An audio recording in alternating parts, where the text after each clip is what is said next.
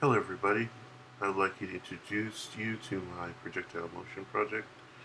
I've already hit the start button, run the scripting. First thing is it prompts us to enter the initial position of the projectile. In this particular case I would like it to be at ground level, just to show a position that is relative to ground. And the next prompt is to enter the initial velocity of the projectile. In this particular case, we'd like it to be something closer to a cannon rather than a throw. So I'm going to mark it at something like maybe like 145 meters per second, relatively fast. Um, and then the next entry is the initial angle in degrees of the trajectory.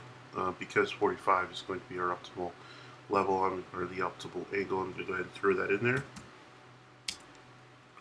And then instantly, as you can see, it gives you from 0 to 0, and this spacing here is every 10 meters.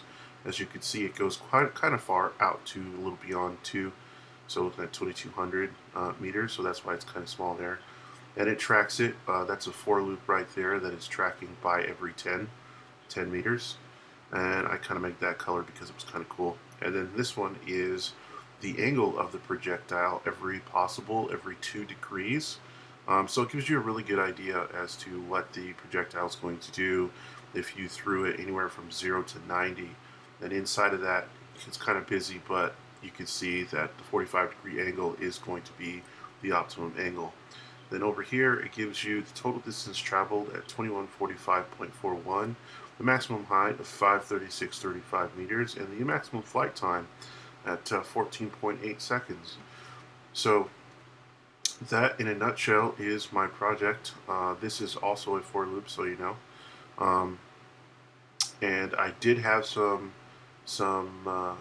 protections in here that Mateo will see, but that is for just in case you threw in a negative number, a number that was less than 0. It was going to prompt you and tell you to re-enter. Same thing with this as a negative degree, because we don't want to throw behind ourselves. So thank you very much for watching, and that is my project.